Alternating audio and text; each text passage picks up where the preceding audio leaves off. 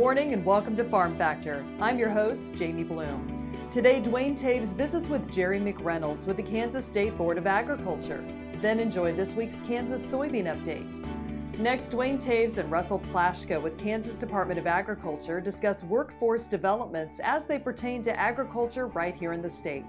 Then we'll hear from Jim Moore with Moore Cattle Company, and we'll end with Plain Talk featuring Kyle and Duane. Stay with us.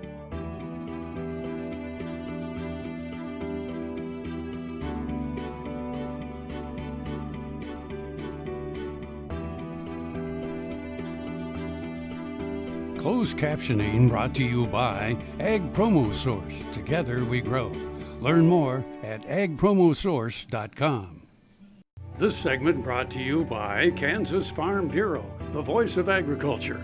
To join today or more information, go to kfb.org or find us on Facebook and Twitter.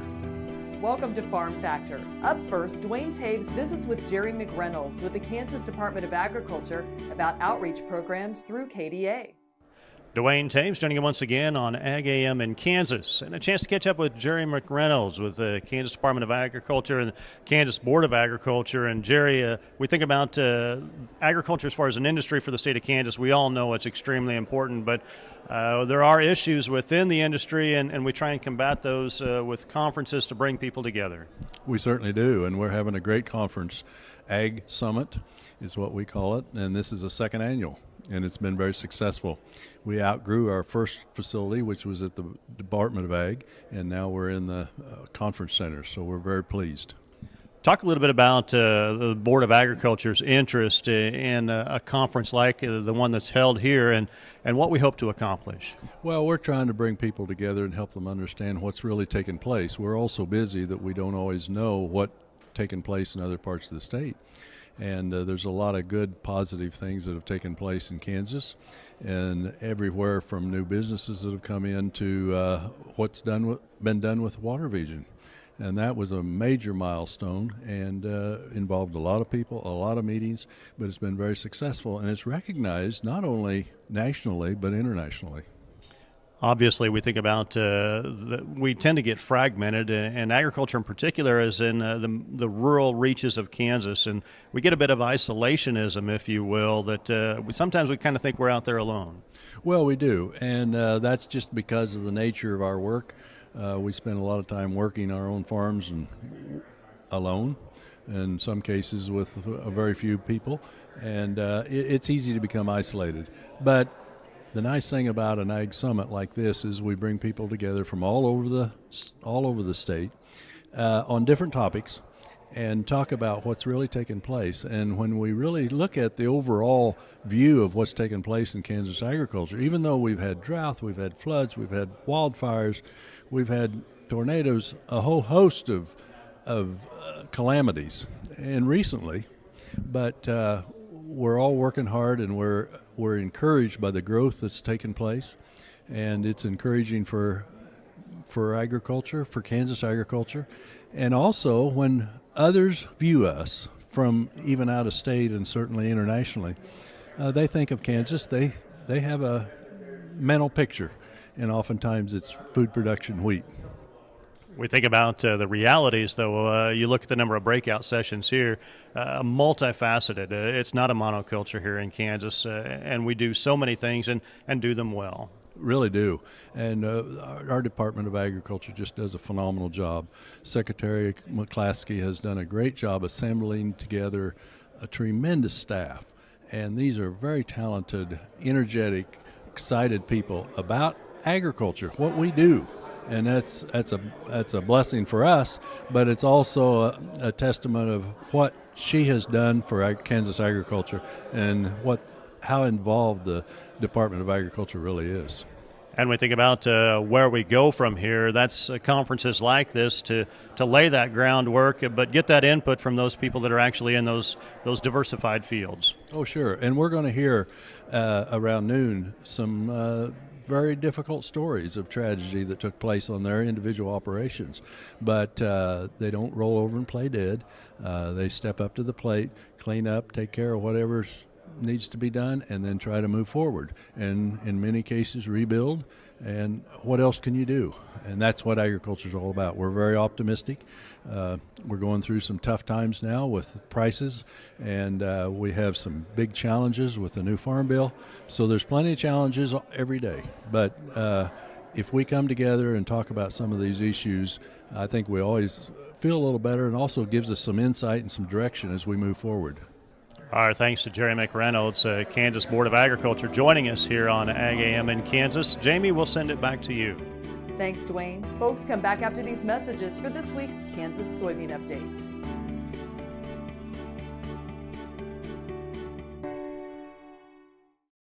Valley Vet Supply is devoted to providing information and professional quality products at reasonable prices. Valley Vet Supply.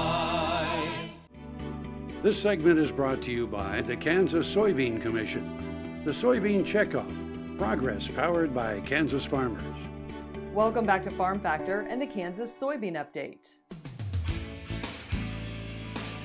This is the Kansas Soybean Update. It's brought to you by the Kansas Soybean Commission. The Soybean Checkoff, progress powered by Kansas farmers. Charlene Patton, Consumer Media Specialist with the Kansas Soybean Commission, joins us. And Charlene, the month of April is celebrated, of course, as National Soy Foods Month. It's a great time for us and the Soybean Commission and community to really recognize those soybean producers across the state, and also to remind consumers of all the benefits of having soy in the diet. And this is one, too, people think, well, do I have to make new recipes if you're going to include soy in your diet? And you don't have to do that. There are a variety of soy ingredients that are available to consumers in the marketplace. And one of the great opportunities for them is that they no longer have to go to a specialty store, that they can find them in the mainstream grocery store. So items like soy milk, soy flour, soy nut butter, edamame, which is extremely popular, or even our canned soybeans and soy nuts are just a few of the options that are readily available for consumers. And I think one of the ways that consumers can easily add soy protein to their diet without even thinking about it is by putting soy flour in their flour canister with their regular all-purpose flour. And we suggest using a combination of 7 cups of all-purpose flour and sift that or mix it with 1 cup of soy flour. And then you can use that with all of your baking and be adding soy protein without even knowing it. And I know so much of that information can be found on the website, too. Go to kansassoybeans.org. We have a recipe index there, so you can always look for some of the recipes, and then you can find those favorites there, or always we have new recipes every month that give you ideas for incorporating soy in your diet. With National Soy Foods Month, it's a great time to remind consumers how much the partnership with animal agriculture is important to the industry. Most of the soybeans that we have here in Kansas are used for animal agriculture, 90% that we look at. And of course, don't forget about all the great health benefits of using soybeans in your diet. You can go to that kansassoybeans.org website, and there are many links there that will help you to look at the benefits of soy. But for every age group, there is something that benefits soy, from reducing the risk of heart disease to also combating allergies. Many foods soy is a substitute for. If people are lactose intolerant, if they have a gluten allergy, they can look to soy products, or if they have a nut allergy. That is Charlene Patton, Consumer Media Specialist with the Kansas Soybean Commission, as he joins us on the Kansas Soybean Update. It's brought to you by the Kansas Soybean Commission. The Soybean Checkoff, progress powered by Kansas farmers. Learn more at kansassoybeans.org. For Kansas Soybeans, I'm Greg Akagi. Hope you enjoyed this week's Kansas Soybean Update. Stay with us after the break for more as Duane visits with Russell Plaschka with KDA's Workforce Development.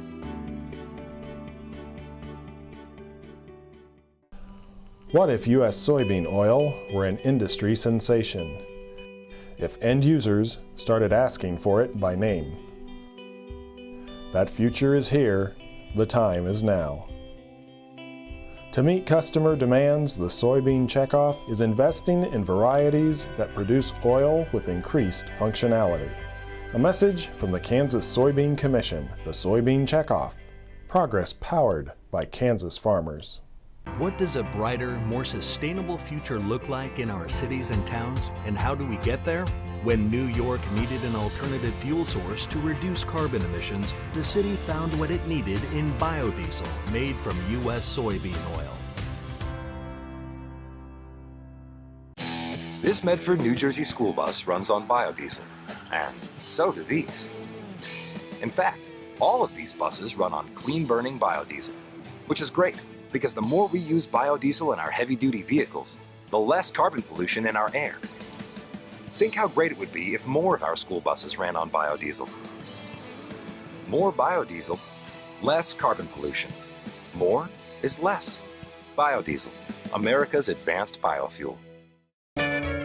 Ag Promo Source is a unique group of marketing specialists with one mission: help your ag business grow. Each affiliate has their own area of expertise, and they work together to bring you advice, products, and services. To get started, visit agpromosource.com. Ag Promo Source. Together we grow.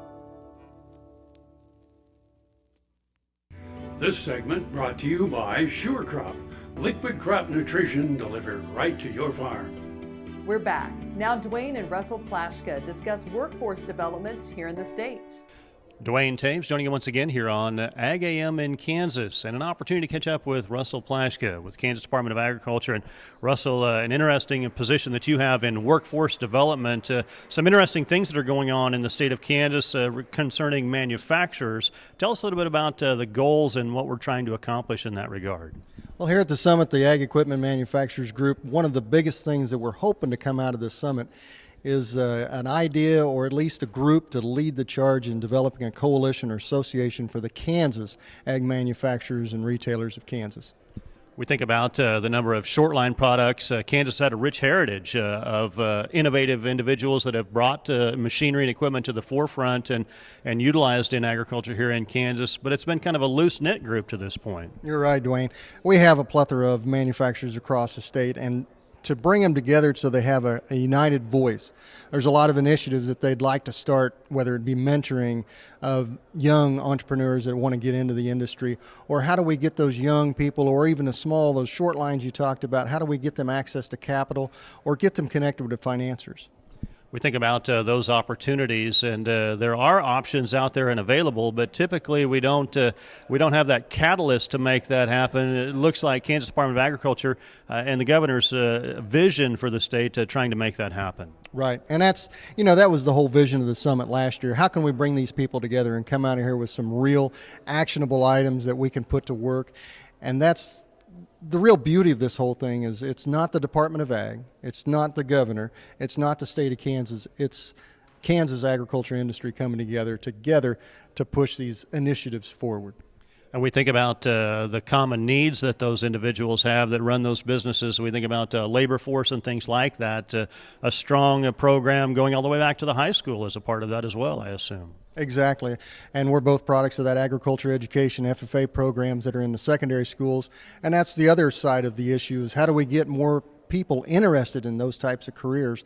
And this is one way: the internships, the partnerships with local secondary as well as post-secondary schools to help those ag equipment manufacturers and even the retailers hook those young people when they're juniors and seniors, and then direct them where they need to go for more education.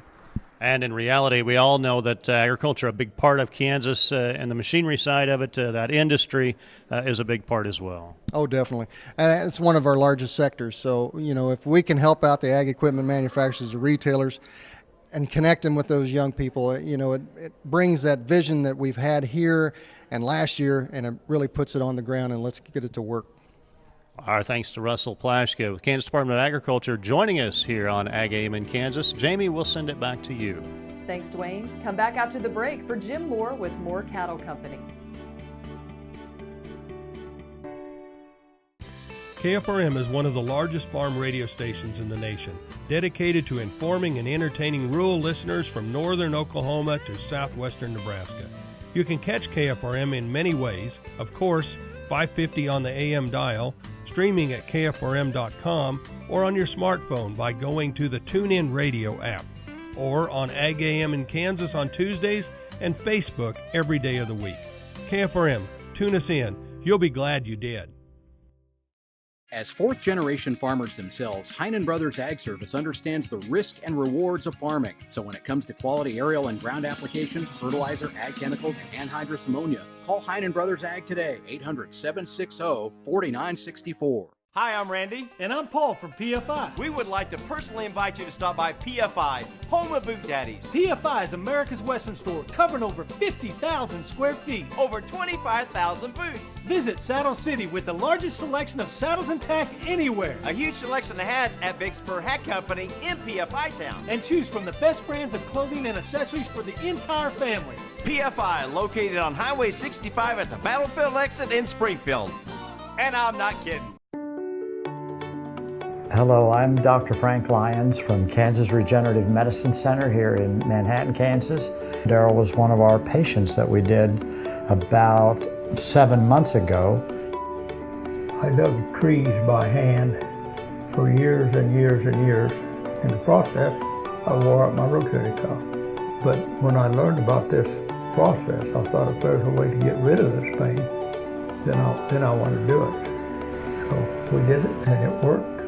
I'm not going to go out and take trees with a shovel anymore, but I can do the things that I want to do now. Well, it's been very gratifying to help people with their painful joints and other entities, and it's been especially gratifying to be able to help people who I know and have worked with and known for many years.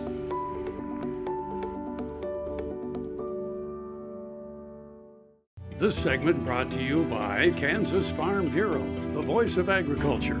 To join today or more information, go to kfb.org or find us on Facebook and Twitter. Welcome back to Farm Factor. Now let's hear how one producer is breeding cattle for better marbling. I was taught a long time ago, anything worth doing is worth doing right. And so when we set out on this voyage years and years ago, we weren't going to be satisfied to just produce commodity beef. We wanted to be able to produce the best beef that there was available, and I feel like that's certified Angus beef. Waves of hardship can make an uneasy ranching voyage, but Jim Moore created an insurance policy that's built on quality genetics and measured by expected progeny differences, or EPDs. Where some producers go and just focus on birth weight and weaning weight, we have to look at EPDs across the board.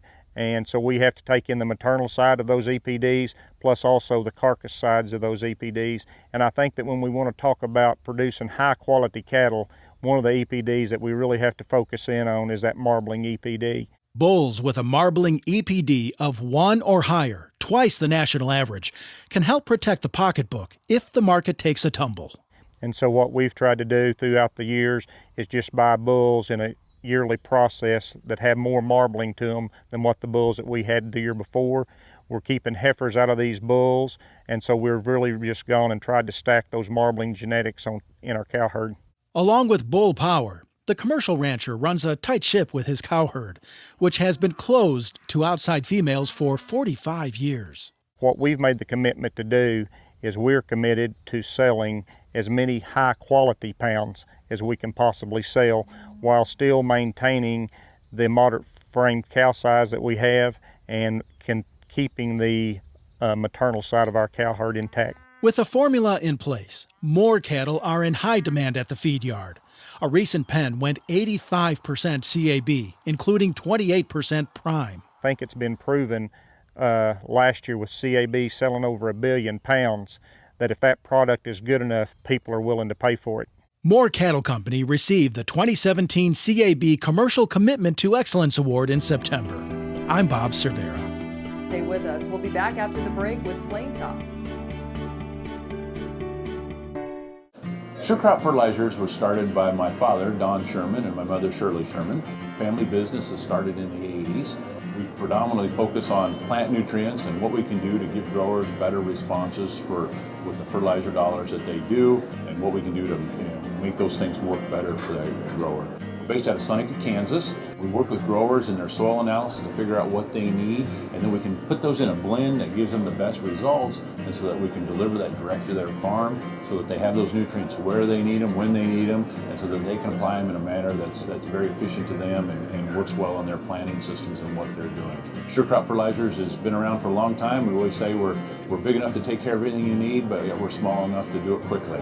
You can get a hold of us at 1-800-635-4743. Our website is surecropfertilizers.com, and you can always email me at corey@surecropfertilizers.com, and with any questions you have, we're glad to answer it and work with you. The new Better Horses Network is worldwide. Presented by Lucas Oil. Featuring worldwide radio and TV with iconic hosts like Al Dunning, Sharon Camarillo, Ernie Rodina, Lindy Birch, and Craig Cameron. With American Cowboy, Horse and Rider, Brushy Creek, Cavenders, and Ride TV. Worldwide radio and TV. The all-new Better Horses Network.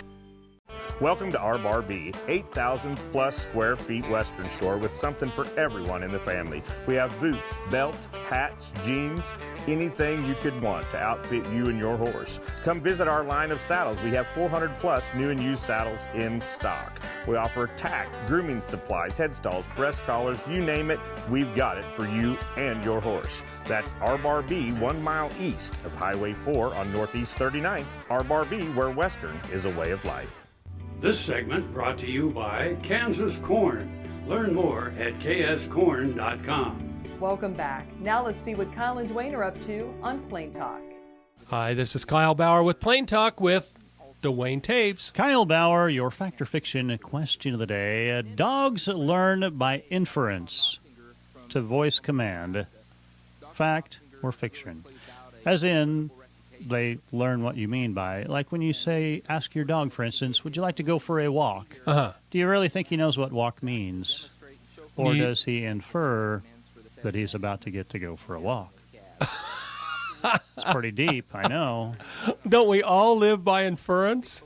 I mean, is that really a picture on the wall, or are we just inferring that's a picture on the wall? You're looking at a different picture. Yeah, I don't really know where I was going with that. Okay, sure, I'll go true. I think everything learns by inference. They don't really learn what the word walk means. No, they know that when they hear walk, you walk over and pick up a leash, he's going to get to go outside, and he's going to get to do something he enjoys. Okay, I think we all might learn by inference myself, but whatever. It's your question, not mine, but I got it right, and it's a W. One in the W column. Right there in the W. Immigration is a big issue right now. Actually, it's a big issue most of my life. Okay? All right. And the question is, a lot of people think we need to send a lot more people packing. Mm-hmm. Deport them, if you will. Yes. So my question to you, Duane Towes, is how many people about a year do we deport? I mean, because it's a big issue. There's a lot of people think we should deport more. I really don't have a good estimate on that. I know I've heard of cases where people have been held at a county jail, law enforcement out in our part of the world, and have been released because nobody came to pick them up to deport them. So yeah, they say, hey, we don't have a bus available. I don't think we're really deporting that many of them. I'll say 2,500. 2,500 would be a good guess. That would be low. Okay, again, my most recent numbers are 2014. You like that year. Well, the government did too. The government likes it. By the way, this is put out by Pew Research, so this isn't just made up by some guy in a bar. Right. Okay, 414,000. Nearly 500,000 deported? Actually, and that's down 20,000 from the year before. Put on a plane or a bus and sent packing. Now, I think everybody in our part of the world thinks about Mexico, sending folks back to Mexico. Right. And but there are others. Right. Yeah, absolutely. I mean, you've got the dastardly Canadians. You just don't hear a lot about it. Well, and truly, we have a lot of people that outstay their visa. They try to get away with it. They get caught. They apply for a job. They catch them. ICE shows up, and they get put on ice, if you will. So cool them down. What does ICE stand for? I have no idea. I know it's the ones when they have it on the back of their shirt when they come into certain places and everybody runs out the back door. So immigration and something customs. Enforcement. There you go. And if that's not it, that ought to be it. It's close enough. Thanks for joining us. I'm your host, Jamie Bloom, and I hope you enjoyed today's show. See you next week on Farm Factor. Closed captioning brought to you by Ag Promo Source. Together we grow. Learn more at agpromosource.com.